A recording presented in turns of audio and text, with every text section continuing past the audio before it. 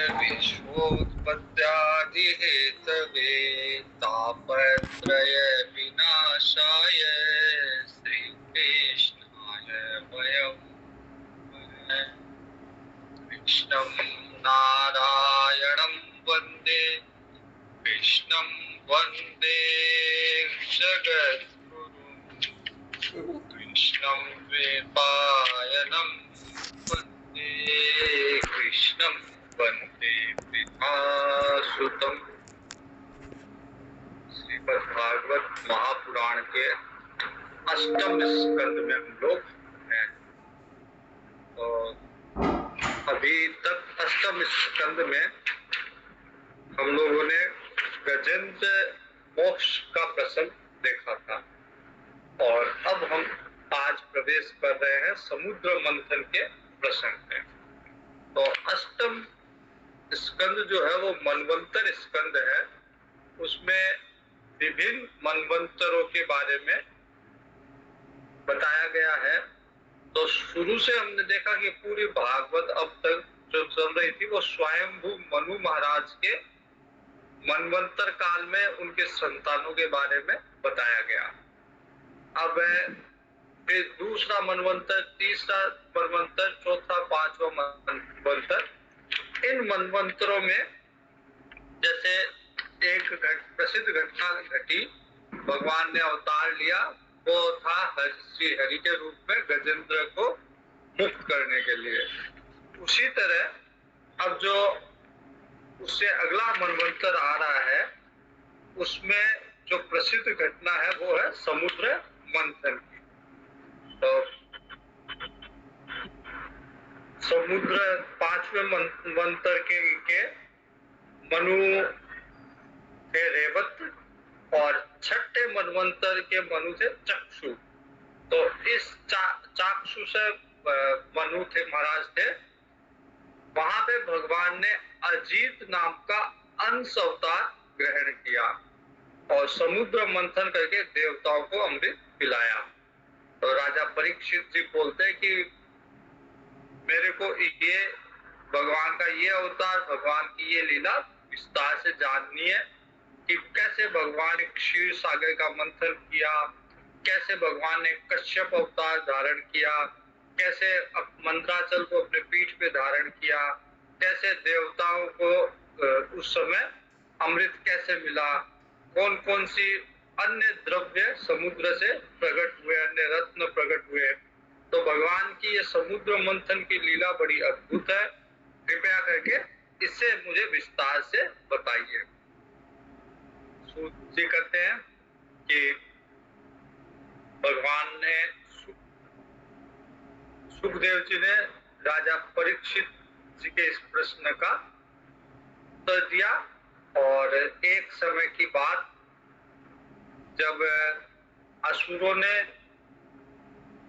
अपने अस्त्रों के द्वारा देवताओं को पराजित कर दिया था, उससे युद्ध भूमि में देवताओं को प्राणों के संकट हो गए और ये सब हुआ दुर्वासा जी के श्राप के कारण। तो एक बार ऐसा हुआ कि इंद्र जा रहा था, इंद्र अपने हाथी ऐरावत में बैठ के जा रहा था, सामने से दुर्वासा जी आए। तो दुर्वासा जी ने इंद्र का अभिनंदन करने के लिए इंद्र को एक माला दी। इंद्र ने उस माला की कोई सम्मान नहीं किया उस माला का, और बल्कि उसको ऐरावत पे डाल दिया, अपने हाथी पे डाल दिया। हाथी ने नीचे डाल दिया और हाथी के पैर से वो माला कुचली गई। तो ये दृश्य देख के दुर्वासा ऋषि को बड़ा क्रोध आया। दुर्वासा ऋषि ने इंद्र को श्राप दिया कि आप जो है राक्षसों से पराजित होंगे। तो उस श्राप के कारण दुर्वासा ऋषि के श्राप के कारण इंद्र जो है श्रीहीन हो गए। तो सब सुमेरु पर्वत पे ब्रह्मा जी विराजमान थे, जहां पे सब गए सारे देवता और अपनी परिस्थिति का विस्तार से वर्णन किया। उन्होंने जिस तरह से उन पे संकट आया हुआ था दैत्यों में, उस समय स्वर्ग से उनको निकाल दिया था, तो सारे देवता ब्रह्मा जी के पास गए। ब्रह्मा जी ने मन ही मन एकाग्र करके भगवान का स्मरण किया। भगवान का स्मरण किया ब्रह्मा जी ने, और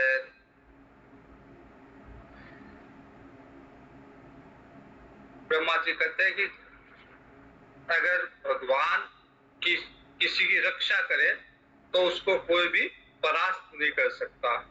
आज भी जो अहमदाबाद में जो विमान दुर्घटना हुई है, उसमें 240-42 कितने लोग हैं, उसमें से एक व्यक्ति जीवित बच गया और सकुशल है, ज्यादा उसके कुछ नहीं हुआ। तो इतनी बड़ी दुर्घटना में से जब आग लग गई विमान में, इतनी ऊपर से विमान गिरा, आग लग गई, सबके सब मर गए, लेकिन भगवान को एक को बचाना था तो भगवान ने बचा ही लिया। तो ब्रह्मा जी भी कहते हैं कि भगवान जो है वो सर्वशक्तिमान है, सब कुछ करने में समर्थ है। भगवान यद्यपि सम है, भगवान के लिए न तो भगवान किसी का वध करना चाहते हैं, न किसी की रक्षा करना चाहते हैं। उनके लिए कोई आदर का पात्र नहीं, कोई उपेक्षा का पात्र नहीं। सृष्टि, स्थिति और प्रलय के हिसाब से भगवान तीनों गुण ग्रहण करते हैं, कभी रजोगुण, कभी सत्व गुण, कभी तमोगुण। हमारी दृष्टि में हम लोग सत्व गुण को ज्यादा महत्व देते हैं, तमोगुण को हम की उपेक्षा करते हैं, रजोगुण की भी उपेक्षा करते हैं, लेकिन भगवान के लिए तीनों गुण बराबर है। जब भगवान को जैसा कार्य करना होगा वैसे ही गुण ग्रहण करेंगे। जैसे सृष्टि का अगर विनाश करना है तो भगवान तमोगुण को धारण करेंगे, संचालन करना है तो रजोगुण को धारण करेंगे, उत्पन्न करना है तो सत्व गुण को धारण करेंगे। तो भगवान के लिए गुणों में भी कोई भेद नहीं है। ये सत्व गुण, रजोगुण, तमोगुण हमारी दृष्टि से हमारे लिए भेद है इनमें। तो ब्रह्मा जी कहते हैं कि भगवान जगत के कल्याण के लिए सत्व गुण धारण करके समय समय पे अवतार लेते हैं, जगत की स्थिति और रक्षा करते हैं। तो न तो देवता उनको प्रिय है, न दानव प्रिय है, लेकिन जब सत्व गुण में भगवान रहते हैं तो भगवान देवताओं का साथ देते हैं। और सारे के सारे देवता ब्रह्मा जी के साथ भगवान के पास, भगवान के निज धाम वैकुंठ में गए। जो भगवान का वैकुंठ धाम है वो तमोगुण से अत्यंत परे केवल शुद्ध सत्व है, सत्व भी नहीं, शुद्ध सत्व है वैकुंठ में। तो भगवान के शुद्ध सत्व रूपी वैकुंठ धाम में सारे के सारे देवता गए। ब्रह्मा जी ने भगवान की स्तुति की कि आप निर्विकार, सत्य, अनंत, आदि पुरुष, अंतर्यामी, अखंड, अतर्क्य है। इस तरह से भगवान के निराकार स्वरूप की ब्रह्मा जी ने स्तुति की।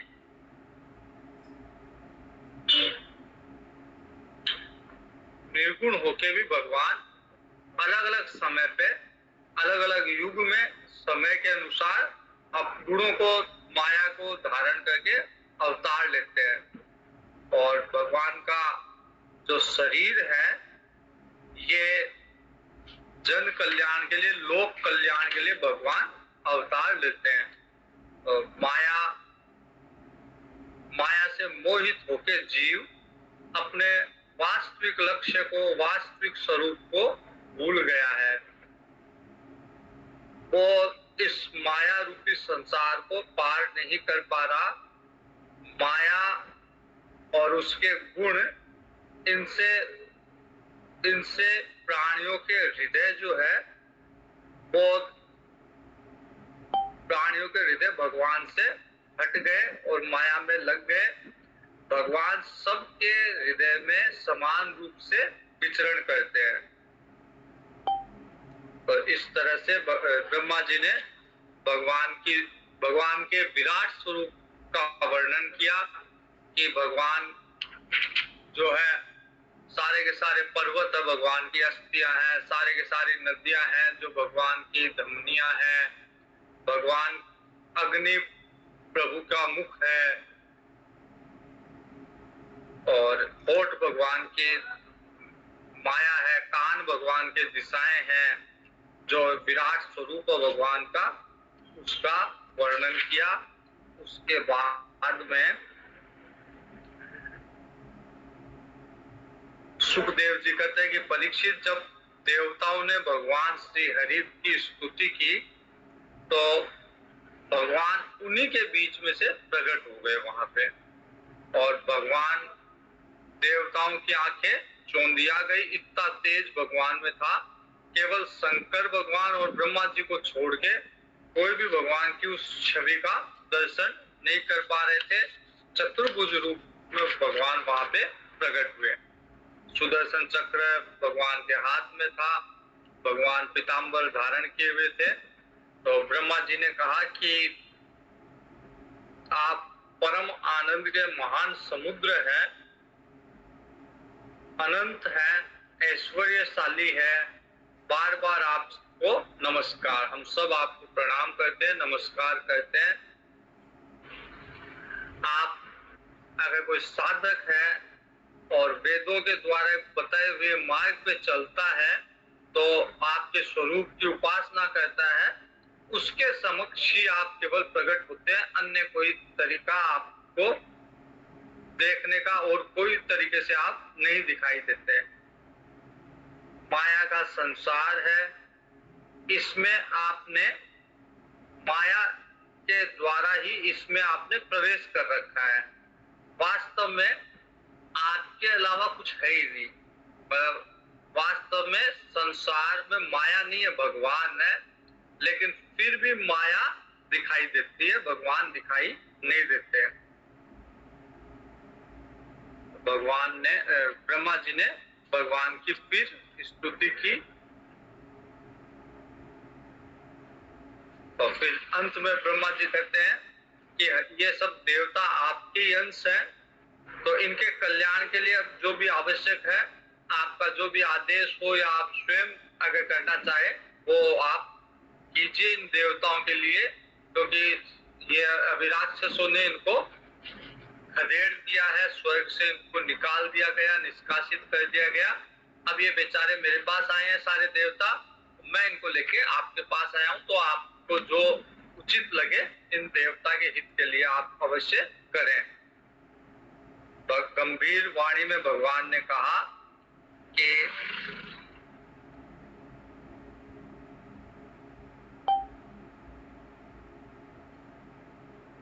यद्यपि मैं सब कुछ करने में समर्थ हूं, लेकिन अभी समुद्र मंथन की लीला के द्वारा मेरी इच्छा है कि मैं समुद्र मंथन की लीला करूं।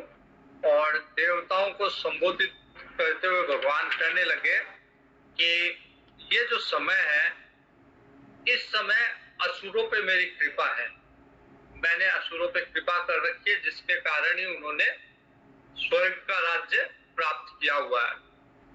इसलिए तुम्हारा अभ्युदय का अभी समय नहीं आया। देवताओं को कह रहे कि अभी असुरों पे कृपा चल रही है, तुम्हारा अभी समय नहीं आया, इसलिए थोड़ा इंतजार करो। जब तुम्हारा समय आएगा तो उस समय तुम्हारा अभ्युदय होगा। अभी तुम्हारी उन्नति का समय नहीं है, इसलिए तुम एक काम करो कि जाके दैत्यों से, राक्षसों से जाके संधि कर लो और उनके साथ मिलके जब कोई बड़ा कार्य करना हो तो शत्रु को भी मित्र बना लेना चाहिए। फिर भले ही उसके साथ चूहे और सर्प का व्यवहार करना चाहिए। सर्प और चूहे का व्यवहार, सर्प और चूहे का व्यवहार ऐसा होता है कि एक बार एक सांप एक सपेरे की पिटारी में था और वहां पे एक चूहा आ गया। तो सांप ने कहा कि चूहे को लगा कि ये सांप मेरे को खा जाएगा। सांप ने कहा मैं तेरे को खाऊंगा नहीं, तू एक काम कर, इस पिटारी को मैं छेद कर दे। और इससे तू भी निकल जाएगा, मैं भी निकल जाऊंगा, दोनों मुक्त हो जाएंगे। जैसे ही चूहे ने पिटारी में छेद किया, सांप, पहले चूहा निकला फिर सांप निकला, और निकलते ही सांप ने तुरंत चूहे को खा लिया। तो वैसे ही भगवान कहते हैं देवताओं से कि अभी संधि कर लो, अभी संधि कर लो, ये तुम्हारा काम हो जाए, समुद्र से अमृत निकल जाए, तुम उसका पान कर लो, तुम अमर हो जाओगे, फिर इनको खदेड़ देना, फिर इनसे इनको वहां से निकाल देना, लेकिन अभी तो संधि करो। तो बड़ा काम करना हो तो शत्रु से भी मेल मिलाप कर लेना चाहिए, और अभी उनका समय, इसलिए उनसे जाके संधि कर लो, और संधि करके फिर समुद्र में का मंथन करके उससे अमृत निकालने का प्रयास करो। पहले क्षीर सागर में घास, तिनके, लताएं, औषधि ये डाल दो, उसके बाद में मंद्राचल की मथानी करके और वासुकी नाग की नेत्ती बनाओ, रस्सी बनाओ, और मेरी सहायता से फिर समुद्र का मंथन करो। इस कार्य में कोई आलस्य या प्रमाद नहीं करो, और दैत्यों को अपने साथ मिलाकर ये कार्य पूर्ण करो। दैत्य को कुछ नहीं मिलेगा, राक्षसों को केवल श्रम होगा, उनका क्लेश मिलेगा, लेकिन तुमको फल मिलेगा, तुम लोग सब अमृत को प्राप्त करोगे, अमरता को प्राप्त करोगे। इस समय असुर लोग जो चाहते हैं वो उनकी सारी शर्तें मान लो। जो भी समुद्र मंथन के प्रयोजन के लिए असुर अगर कोई शर्त भी रखे राक्षस, तो उसको सबको स्वीकार कर लो। शांति से काम बन जाए, तो क्रोध करने से कोई कुछ नहीं होता, क्रोध करने से कुछ नहीं होता, शांति से ही काम बनता है। इसलिए इस समय असुरों की सारी बात मान लो। पहले समुद्र के अंदर कालकूट विष निकलेगा, उससे डरना नहीं। फिर अनेक वस्तुएं निकलेगी, उससे लालच या लोभ नहीं करना। पहले किसी वस्तु की तो कामना होनी नहीं चाहिए, और कामना है तो भी अगर उसकी पूर्ति ना हो तो क्रोध नहीं करना चाहिए। अब ये जो समुद्र मंथन की लीला है भगवान की, ये कुछ नहीं है बल्कि हमारे शरीर के अंदर की का मंथन है। तो इसमें जो देवता और राक्षस है वो हमारे अच्छे और बुरे विचार है। हमारी अच्छी वृत्तियां, अच्छे विचार देवता है, और बुरी वृत्तियां, बुरे विचार राक्षस है। तो शुरू में जब हमारी अच्छी वृत्तियां, अच्छे विचार प्रबल ना हो, अमर स्थायी ना हो, अमर ना हो, उस समय तक हमें दैत्यों के बुरे विचारों के साथ संधि करनी पड़ती है। और उसमें भगवान कहते हैं कि उसमें जब अच्छे बुरे विचार में संधि होती है, तो सबसे पहले जो निकलता है वो जहर निकलता है, कालकूट निकलता है। मतलब बुरे विचार जो है वो अच्छे विचार को भी अपनी रंगत में रंग के और उसे गलत काम करवाते हैं, बुरे काम करवाते हैं, लेकिन धैर्य पूर्वक उसे सहन कर लेना चाहिए, उसे उसमें क्रोध नहीं करना चाहिए। तो भगवान कहते हैं कि किसी भी तरह से न क्रोध करो न लालच करो।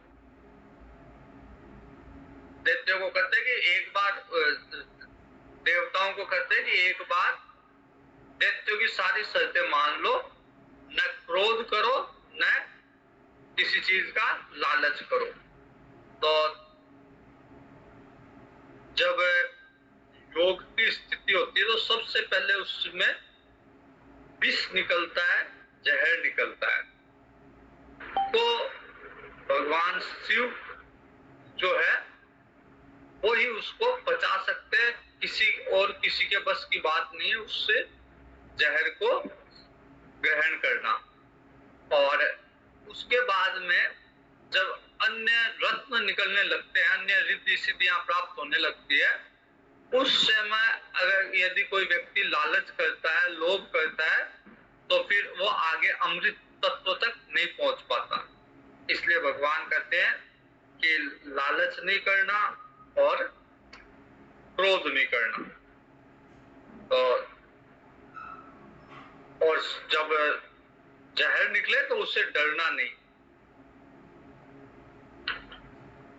सुखदेव जी कहते हैं कि देवताओं को ये आदेश देके भगवान उनके बीच से अंतर ध्यान हो गए।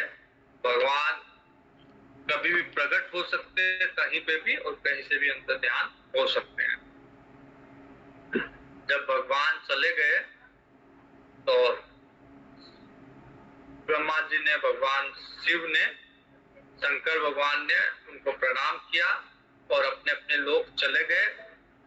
इंद्र देवता, भगवान के आदेशानुसार इंद्र देवता दैत्यों के राजा बलि के पास गए। बलि उस समय दैत्यों के राजा थे। तो इंद्र बलि के पास गए और उन्होंने जाके, जब इंद्र गए तो सारे दैत्यों को लगा कि ये दुश्मन इंद्र आ रहा है, इसको मार देना चाहिए। लेकिन दैत्यराज बलि जो था वो पवित्र कीर्ति से संपन्न था। वो संधि और विरोध के अवसर को जानने वाला था।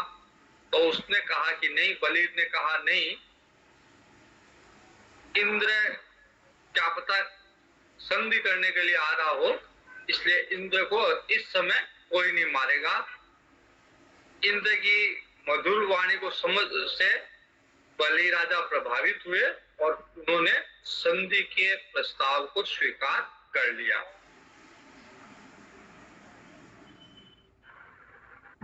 मित्रता दैत्यों में और देवताओं में मित्रता हो गई।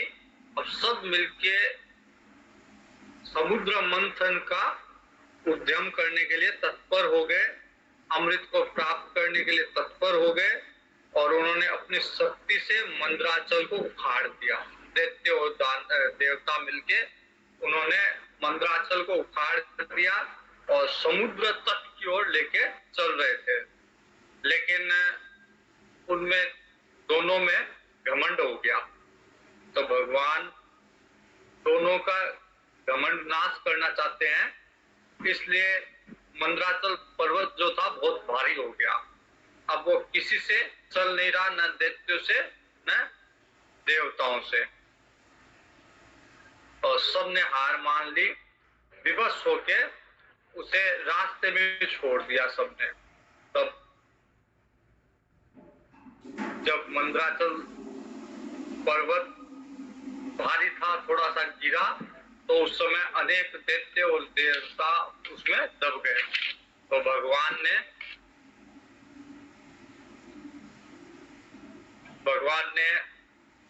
गरुड़ पे चढ़ते हुए भगवान वहां प्रकट हुए और उन्होंने अमृतमय दृष्टि से देवताओं को जीवित कर दिया। उसके बाद में भगवान ने खेल खेल में ही हाथ से उस पर्वत को उठा के गरुड़ पे रख दिया और फिर समुद्र तट की यात्रा की और समुद्र पे ले जाके मंदराचल पर्वत को छोड़ दिया। और वहां से भगवान गरुड़ के साथ चले गए।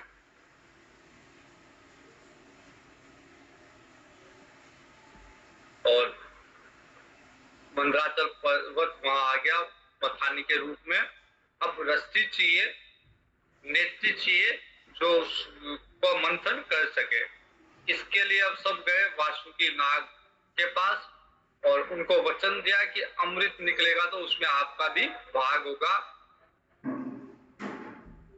तो वासुकी नाग ने ये प्रस्ताव स्वीकार कर लिया और मंदराचल के लपेट के बड़े उत्साह के साथ समुद्र मंथन प्रारंभ हो गया। तो भगवान अजीत भगवान जो थे उन्होंने जानबूझ के वासुकी नाग के मुंह की तरफ जाके खड़े हो गए, वहां से पकड़ लिया मंथन। जाके मुंह की तरफ, वासुकी नाग के मुंह की तरफ जाके नाग को पकड़ लिया और समुद्र मंथन के लिए तैयार हो गए। तो जो दैत्य थे उन्होंने इसका विरोध किया कि भाई आप इसके मुंह की तरफ और हमें पूंछ की तरफ, तो पूंछ वाला हिस्सा बड़ा अशुभ होता है, तो हम भी दैत्य हुए तो क्या हुआ, हम में भी बल है, हमने भी शास्त्र पढ़ रखा है, विधि हम भी जानते हैं, तो हम पूंछ की तरफ खड़े नहीं होंगे, हमें भी मुंह की तरफ खड़ा होना है। तो भगवान ने देवताओं को इशारा किया, सारे के सारे देवता जो है पूंछ की तरफ आ गए और दैत्य जो है मुंह की तरफ चले गए। समुद्र मंथन प्रारंभ किया उन्होंने, समुद्र मंथन प्रारंभ किया, लेकिन नीचे कोई आधार नहीं था, मंदराचल पर्वत के नीचे आधार नहीं था, जिससे वो पूरा का पूरा पर्वत मंदराचल समुद्र में डूबने लग गया। तो भगवान ने देखा, सबने सोचा कि ये विघ्न राज की कोई करतूत है, कोई विघ्न पड़ रहा है। भगवान ने तुरंत कच्छप अवतार धारण किया और मंदराचल पर्वत को अपनी पीठ पे धारण किया भगवान ने। फिर समुद्र मंथन वापिस से प्रारंभ होने लगा। तो जैसे मंदराचल पर्वत हिलता, भगवान कच्छप के रूप में नीचे विराजमान है, भगवान को ऐसे लगता जैसे कोई उनकी पीठ खुजला रहा हो, इस तरह से उनको थोड़ा थोड़ा आनंद आता, अच्छा लगता। इस तरह से समुद्र मंथन की प्रक्रिया प्रारंभ हुई। भगवान जो है दोनों में प्रवेश किया भगवान ने, दानवों में भी और देवताओं में भी, क्योंकि अपने बल से न दैत्य इतने समर्थ थे, इतने शक्तिशाली थे, न देवता इतने समर्थ शक्तिशाली थे कि समुद्र मंथन कर सके। तो भगवान ने दोनों में शक्ति के रूप में प्रवेश किया, दोनों को उत्साह दिया। फिर वासुकी नाग में भी प्रवेश किया निद्रा के रूप में, ताकि वासुकी नाग को निद्रा आ जाए और उसे घर्षण का कष्ट ना हो, इसलिए भगवान ने वासुकी नाग में भी प्रवेश किया।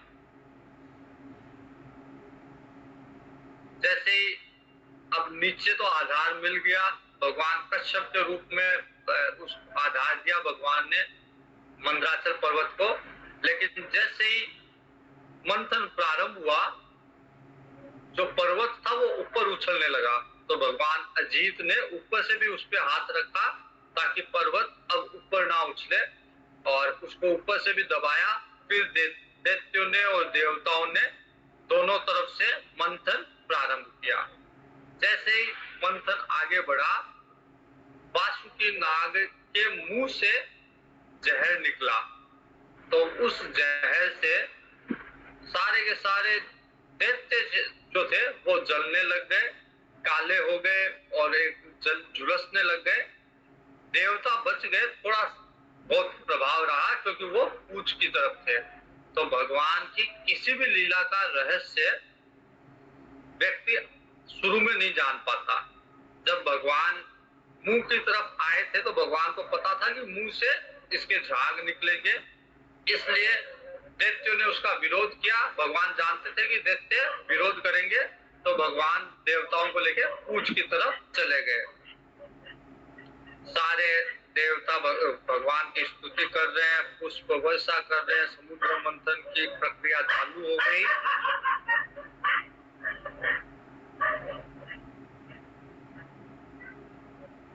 वासुकी नाग के मुख सूख गया, नेत्र जो है कठोर हो गए और असुर भी निस्तेज हो गए, देवताओं का भी तेज मंथन के उद्यम के कारण उनका भी तेज जाता रहा। तो भगवान की प्रेरणा से देवताओं के ऊपर बादलों ने बारिश की, जिससे उनका तेज बना रहे, और समुद्र मंथन करने पे अमृत नहीं निकला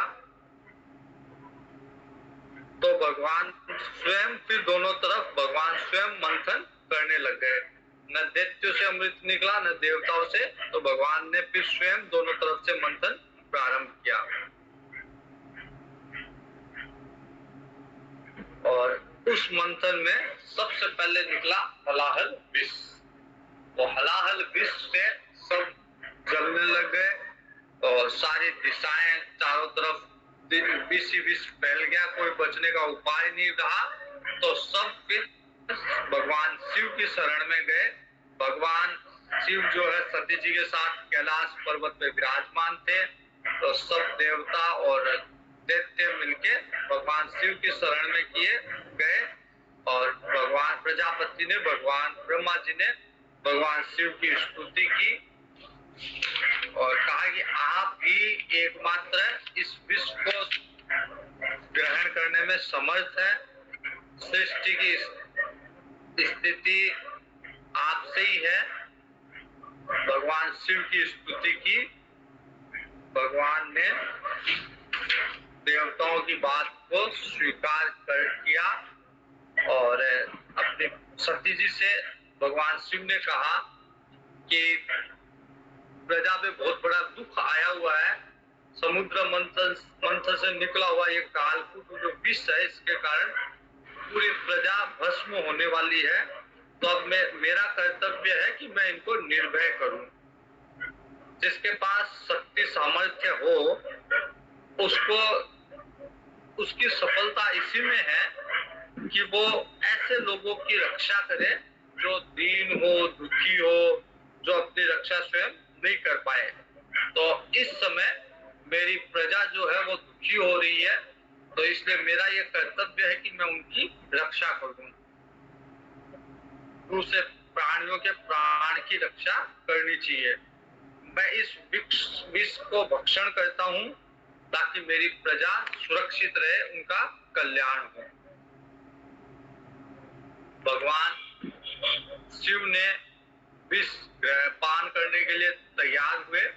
सती जी भी अपने पति का प्रभाव जानती थी, भगवान शिव का प्रभाव जानती थी, इसलिए उन्होंने अनुमोदन किया। उन्होंने रोका नहीं भगवान शिव को विष पीने से, क्योंकि उनको पता था कि भगवान की योग शक्ति इतनी प्रबल है कि किसी भी तरह के विष को बचा जाएगी। भगवान शिव ने उस जल को, जो कि जल का पाप था, जल का मल था, समुद्र का मल था, उसका पाप था, उसको भगवान शिव ने अपने कंठ में धारण किया।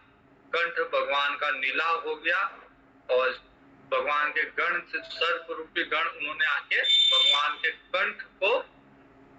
कंठ में उन्होंने लपेटे मार लिए और उस विष को शरीर में जाने से रोक दिया। तो जो जहर था वो भी एक तरह से भगवान के लिए नीलकंठ के रूप में भगवान के लिए आभूषण बन गया। तो जो परोपकारी सज्जन होते हैं उनका कोई नृत्य एक तरह से आभूषण है। वो स्वयं दुख झेल के भी दूसरे को भयमुक्त करते हैं, दूसरों के दुख को दूर करते हैं। जो भगवान विष ग्रहण कर रहे थे भगवान शिव, उसमें से कुछ बूंदे नीचे गिर गई और उसी से जो विष की नीचे बूंदे टपकी, उसी से बिच्छू, सांप आदि विषैले जीव और जितनी भी विषैली औषधियां हैं वो सब बनी। तो उन्होंने ग्रहण कर लिया, उन सर्प ने, बिच्छू ने और विषैली जितनी भी औषधियां हैं उन्होंने उस कुछ बूंदों को ग्रहण कर लिया और उसी से ये उनका सारा विष है। और समुद्र मंथन के सबसे पहले कालकूट विष निकला, उसके बाद में समुद्र मंथन से कामधेनु गोमाता प्रकट हुई। अब कामधेनु गोमाता किसको दी जाए? न दैत्यों को तो देने का प्रश्न ही नहीं था, देवताओं को भी ब्रह्मा जी ने, भगवान ने अधिकारी नहीं माना गोमाता को देने का। इसलिए जो ऋषि थे, क्योंकि गोमाता के पंचगव्य से अगर गोमाता की उपासना करता है, पंचगव्य ग्रहण करता है, तो वो ब्रह्मलोक का अधिकारी हो जाता है। तो गोमाता के घी से अगर कोई यज्ञ करता है तो तो वो ब्रह्मलोक तक पहुंचने का अधिकारी हो जाता है। इसलिए ब्रह्मवादी जितने भी ऋषि थे उनको गोमाता प्रदान की गई। उसके बाद में उच्च श्रवा नामक घोड़ा निकला, श्वेत वर्ण का घोड़ा था। राजा बलि ने लेने की इच्छा प्रकट की। इंद्र नहीं चाहता था क्योंकि भगवान ने पहले से सिखा रखा था, इसलिए इंद्र ने ज्यादा विरोध नहीं किया और उस घोड़े को बलि को दे दिया। उसके बाद में ऐरावत निकला, हाथी, जो बड़े बड़े 4 दांत वाला हाथी था, उसको इंद्र ने ग्रहण किया। उसके बाद में कौस्तुभ नामक मणि निकली समुद्र से। उस मणि को भगवान ने अपने हृदय में धारण किया। उसके बाद में कल्प वृक्ष निकला जिसे स्वर्ग में भेज दिया गया, जिसके नीचे यदि कोई भी किसी भी तरह की याचना करेगा वो तुरंत पूर्ण होगी। सब इच्छा की पूर्ति करने के लिए कल्प वृक्ष जिसे स्वर्ग में भेज दिया गया। फिर अप्सराएं प्रकट हुई।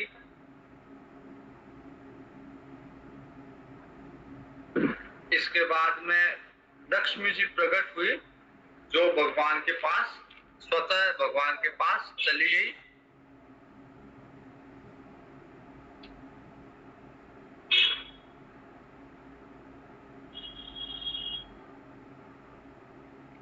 लक्ष्मी जी के बाद समुद्र मंथन से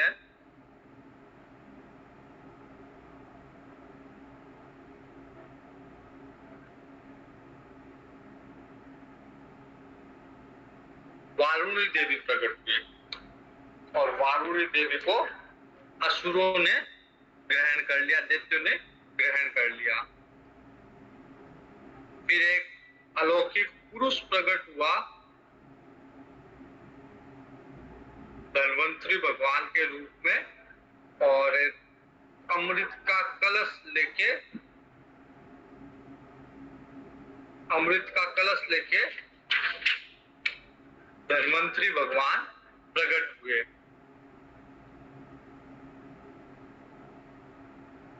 तो अमृत का कलश देखते ही दैत्यों की नजर जैसे ही पड़ी, उन्होंने तुरंत कलश को अपने कब्जे में ले लिया। उस अमृत के भरे कलश को दैत्यों ने छीन लिया। तब देवताओं का मन विषाद हुआ, सब भगवान की शरण में गए। भगवान ने कहा तुम खेद मत करो, माया से मैं उनमें फूट डाल के और तुम्हारा काम बना दूंगा, वो अमृत कलश मैं तुम्हारे लिए ले आऊंगा, खेद मत करो, दुखी मत हो। और उस अमृत कलश को पीने के लिए दैत्यों में झगड़ा हुआ, पहले मैं पीऊंगा, तुम नहीं, मैं, इस तरह से दैत्यों में कलेश शुरू हो गया। और देवताओं ने भी बराबर परिश्रम किया, उनको भी यज्ञ का भाग समान रूप से मिलना चाहिए। ये बात दैत्य भी आपस में करने लगे। जब उनमें कलेश हुआ तो उन्होंने कहा भाई केवल तुम ही नहीं, इस पे देवताओं का भी अधिकार है। उनमें भी फूट पड़ गई। वो सब कहते हैं कि यही सनातन धर्म है, हम जानते हैं धर्म क्या है। ये दैत्य में तू मैं हो रही थी, और इधर सभी उपाय जानने वाले भगवान ने अत्यंत अद्भुत एक स्त्री का रूप धारण किया। भगवान ने मोहिनी रूप धारण करके और दैत्यों के मन में कामोद्दीपन उत्पन्न किया। मोहिनी रूप में भगवान के द्वारा अमृत वितरण का प्रसंग है, जिसे हम कल देखेंगे। पूर्णमिदं पूर्णात् पूर्णमुदच्यते तस्य पूर्णमादाय पूर्णमेव अवशिष्यते। ओम शांति शांति शांति। हरि ओम श्री गुरुभ्यो नमः। हरि ओम।